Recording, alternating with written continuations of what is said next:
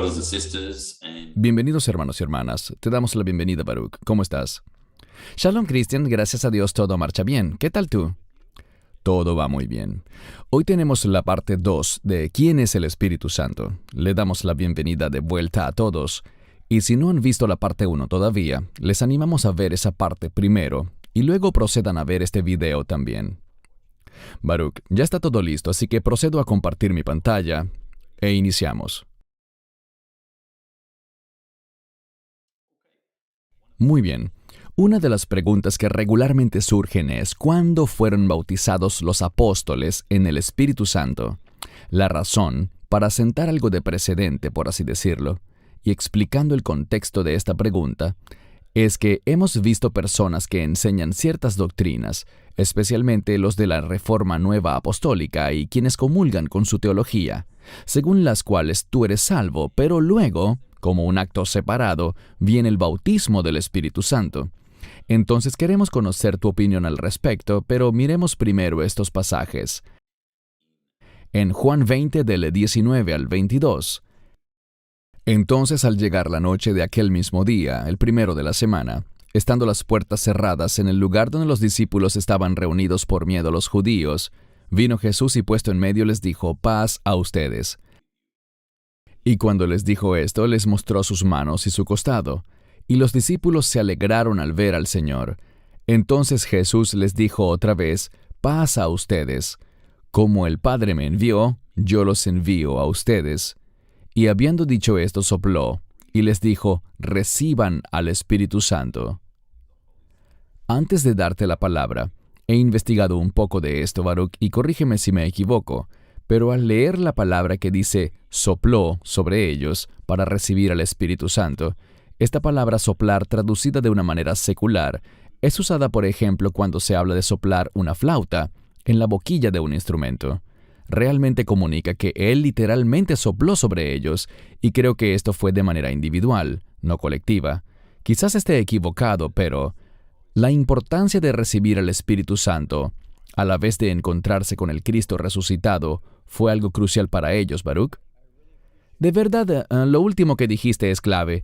Todo es importante, pero en lo último que subrayaste vemos que la relación entre la obra del Espíritu Santo, el recibirlo, tiene el propósito de servirle, y todo eso viene dentro del contexto que has señalado, la resurrección.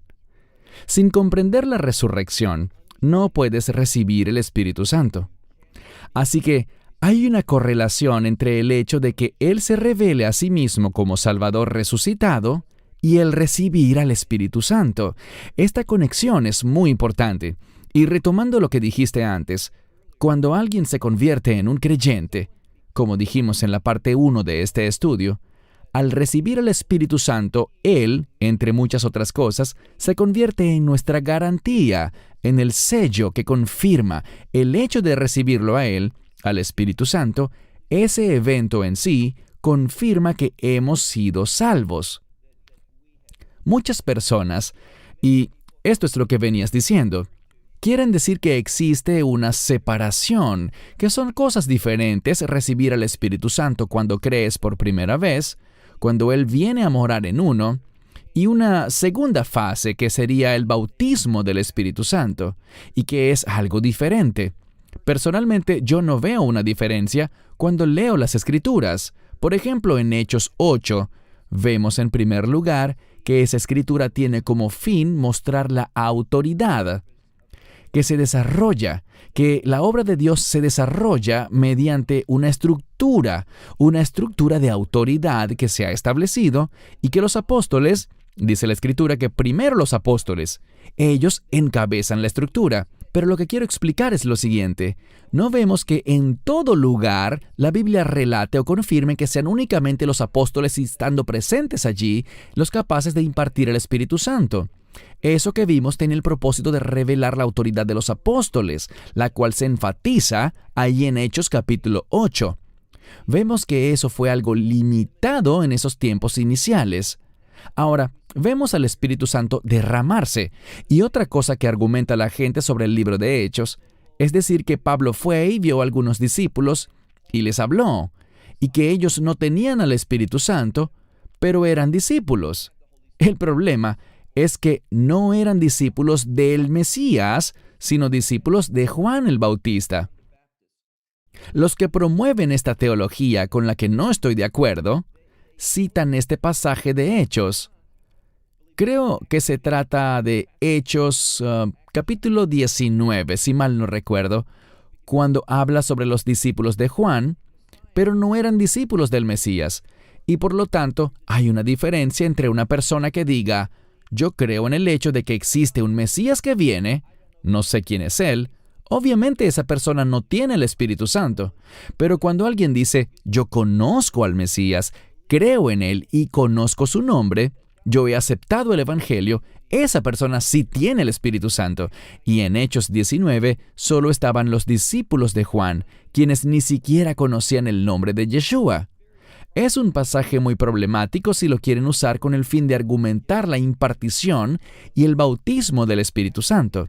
El bautismo simplemente es un sinónimo de sumergirse, y realmente no veo diferencia alguna para decir que una cosa es la llegada del Espíritu Santo a una persona. ¿Cómo llegó a mí?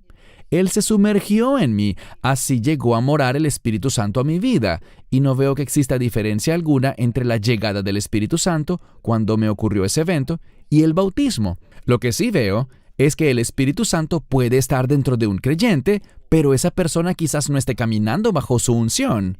Entonces la unción del Espíritu Santo puede o no funcionar poderosamente en la vida de la gente. Eso es algo diferente. Tenemos al Espíritu Santo. ¿Qué hay sobre su unción? Ella viene por lo que hablábamos antes, y esto es someterse a los propósitos de Dios, al plan de Dios, al carácter de Dios. Todas estas cosas se mueven con el fin de producir una acción y unción poderosa sobre el creyente para cumplir la voluntad de Dios. Gracias, amén. Creo que ya respondimos la siguiente pregunta, que era, ¿cuándo recibimos al Espíritu Santo? Así que pasaremos ahora a hablar de los dones del Espíritu Santo. Primera Corintios 12, 8 al 11. Porque a uno es dada palabra de sabiduría por el Espíritu, a otros palabra de conocimiento por el Espíritu, a otro fe por el mismo Espíritu, a otro dones de sanidades por el mismo Espíritu, a otro el hacer milagros, a otro profecía, a otro discernimiento de espíritus, a otro géneros de lenguas, a otro interpretación de lenguas. Pero todas estas cosas las hace uno y el mismo Espíritu, repartiendo a cada uno en particular como Él quiere. Resaltamos en color negro no solo los dones como tal, sino una frase muy importante al final, como Él quiere. Quisiera decir como advertencia que, Baruch, tú y yo estamos de acuerdo en que hay muchos falsos maestros que buscan cualquier estrategia para sacarle dinero a la gente, engañándolos, y llegan incluso a dirigir sus propias escuelas para enseñar a la gente a activar. Les encanta esa palabra, activar los dones del Espíritu Santo. Aquí queda muy claro que el Espíritu Santo es el que distribuye a cada individuo sus dones conforme a su voluntad. ¿Qué opinas sobre esto, Baruch? Primero diré que estoy de acuerdo con lo que acabas de decir, y en segundo lugar, afirmo que todos los dones están vigentes hoy día. Dios no actúa de una forma un día y de otra forma al día siguiente. Es decir, no es cierto que algunos dones siguen vigentes, mientras que otros dones ya hayan cesado. No creo ni vemos base bíblica alguna para pensar de esa manera. Así que yo afirmo y creo en todos los dones, creo que todos están vigentes hoy, pero como bien ha señalado Cristian, ¿tienes todos los dones en ti? No, definitivamente no. Se nos han dado dones de manera individual. Algunas personas pueden tener más de un don. Algunos dones yo creo que, aunque nunca me ha pasado a mí, con frecuencia una persona tiene un don principal, pero Dios puede usar a las personas con una variedad distinta de propósitos. Pero todo debe ser realizado decentemente y con orden, como dice la Escritura. Debemos afirmar lo que la Escritura revela y no tratar simplemente de ser leales a cierta confesión denominacional. Yo creo en todos los dones. Creo que todavía son relevantes y están vigentes. Dios aún los usa, Pero me gusta lo que enfatizaste al final, de acuerdo con su voluntad. Así es la repartición, pero la repartición está también estrechamente relacionada con la manifestación de esos dones. Así que son manifestados por las personas y de la manera como Dios lo quiere hacer. Esto es importante. No vemos en la Biblia que llegue una persona diciendo, soy un profeta y estoy aprendiendo este don de profecía. Eso no lo vemos. Cuando alguien recibe un don, opera en el don, porque no es la persona sino el Espíritu de Dios obrando por medio de él. Así que, si el Espíritu está obrando, Él obrará de una manera maravillosa y poderosa. El resultado no depende de nosotros, sino que simplemente somos un instrumento, un canal. En lo que sí debemos crecer es en sumisión al mover del Espíritu Santo. Gracias. Hablaste de esto antes, Baruch, y es muy importante en nuestras vidas, la unción del Espíritu Santo. Así que veremos en Lucas 4, 18 al 19. El Espíritu del Señor está sobre mí, porque Él me ha ungido para predicar el Evangelio a los pobres. Me ha enviado a sanar a los quebrantados de corazón, para proclamar libertad a los cautivos y la recuperación de la vista a los ciegos, para poner en libertad a los oprimidos, a proclamar el año agradable del Señor. Es notable cómo la gente tiende a olvidar que es Él quien nos unge y no, tú sabes, una escuela de profetas ni nada por el estilo. ¿Qué puedes decir, Baruch, al respecto? Bien, primero y principal, creo que debemos recordar que el término Cristo, o Mesías, significa el ungido. Por tanto, vemos que cuando leemos aquí, Él me ha ungido, nos está diciendo que Él es el ungido de Dios, y con frecuencia, no siempre, pero con frecuencia, esta unción está relacionada con un rey cuando asume su posición. Cuando el Mesías vino, verás, Yeshua es el Rey eterno. Eso es verdad. Pero también está la manifestación de esa verdad al mundo. Entonces, esta es una gran escritura. Sabemos que Yeshua en este pasaje se encuentra en la ciudad de Nazaret, donde lee Isaías y explica que esta profecía está cumpliéndose hoy, es decir, que Él es el que la está materializando. Por supuesto, el término ungido por Dios, usualmente tiene que ver con el Espíritu Santo viniendo. Ahora, ellos siempre, y me refiero a Dios Hijo, Dios Espíritu Santo, también a Dios el Padre, siempre han sido uno, eternamente. Pero vemos aquí la manifestación, y esto es algo muy importante en la enseñanza bíblica y en la comprensión de su revelación. Muchas veces las cosas se revelan de cierto modo en la Escritura para enseñarnos un principio, que el Mesías es ungido por el Espíritu Santo. Él es el ungido. No significa que eso solo sucedió en ese instante. Nunca ha habido un momento en el que ellos no hayan sido uno. Pero fue la revelación de esta verdad para el lector lo que vemos en este pasaje. Y notamos una correlación entre la obra de Dios y la voluntad de Dios. Todas esas cosas maravillosas, la sanidad de los quebrantados, la liberación de los cautivos, la vista a los ciegos, todas estas cosas son parte de la restauración de Dios, de Él acomodando todo en el orden del reino.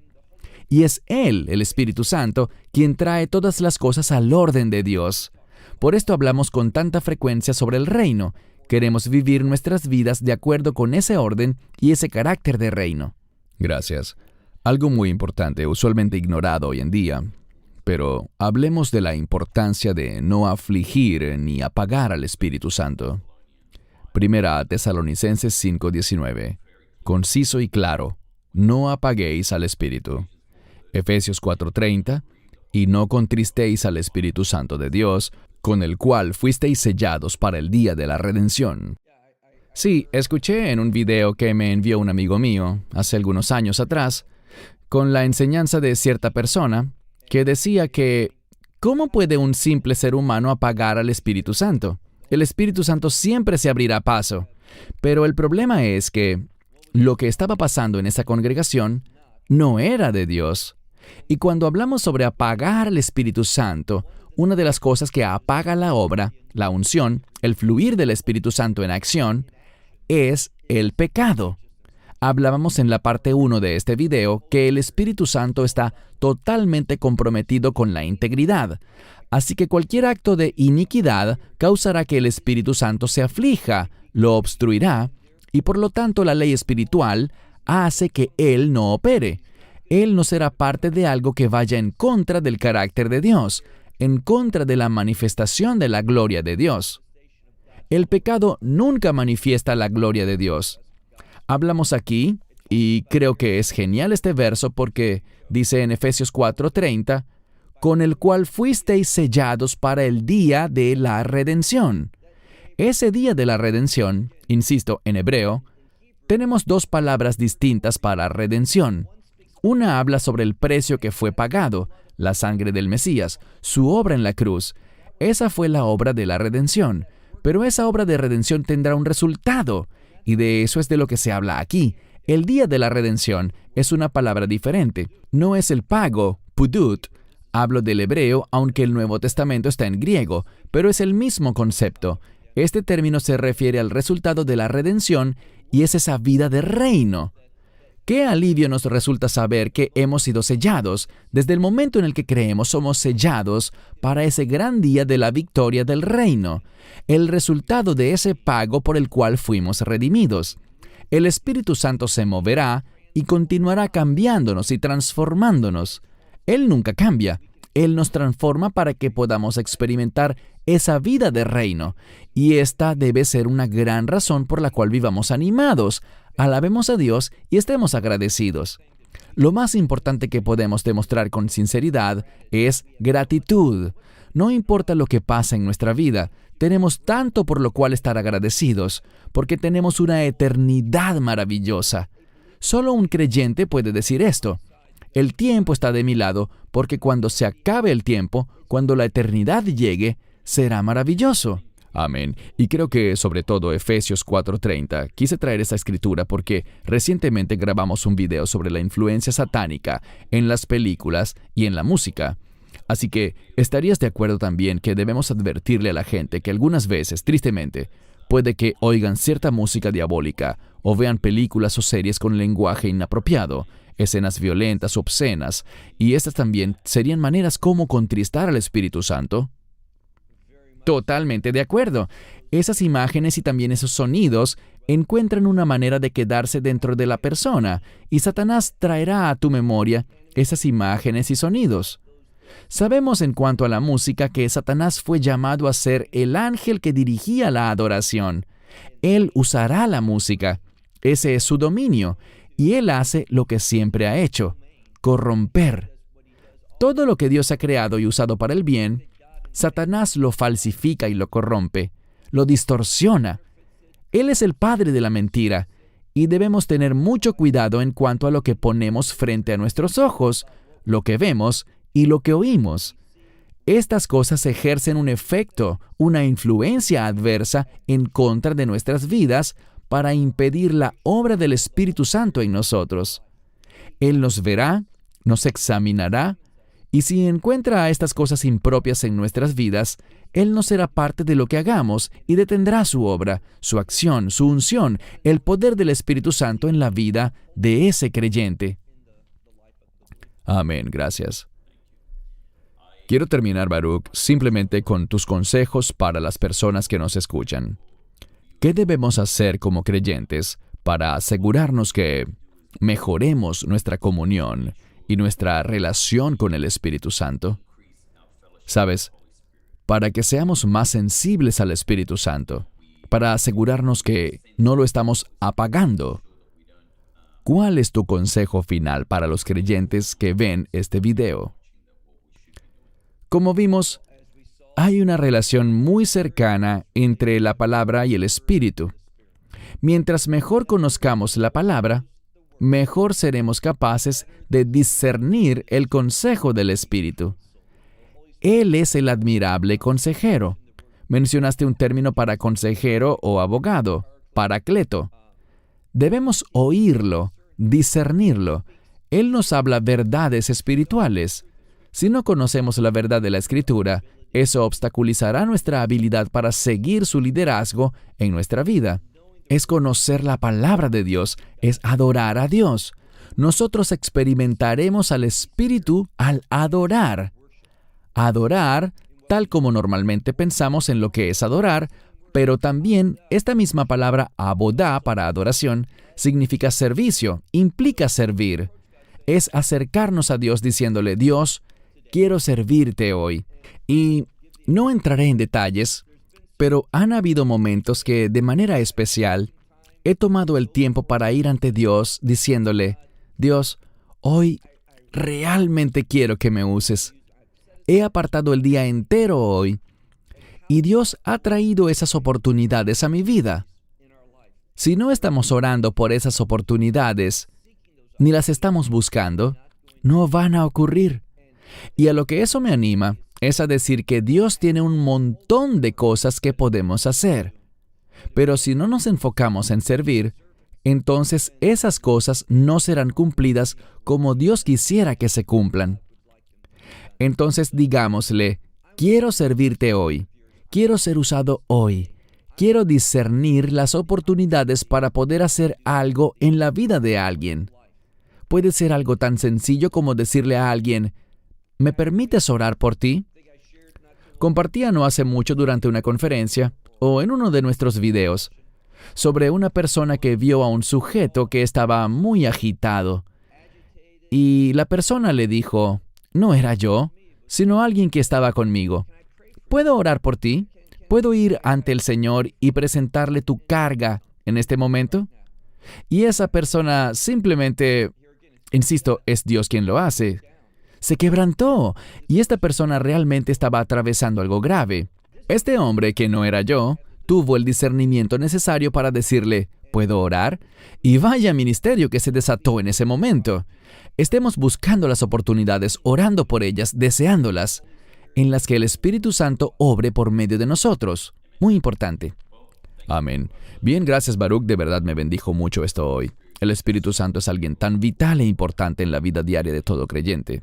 Él no es alguien a quien podamos ignorar por un par de semanas y, ¿sabes?, de pronto acordarnos de Él.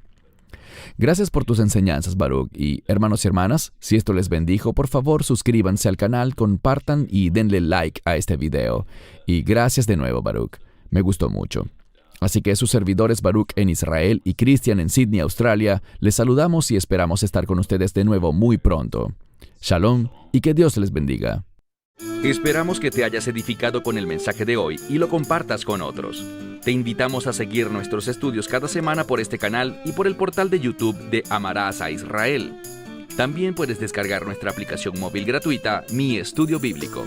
Finalmente, para obtener más información sobre nosotros, visita nuestra web amarasaisrael.org, donde encontrarás otras conferencias de Baruch en audio, video y texto. Hasta el próximo programa. Que el Señor te bendiga en Yeshua HaMashiach, Jesús el Mesías, mientras caminas con Él. Shalom desde Israel.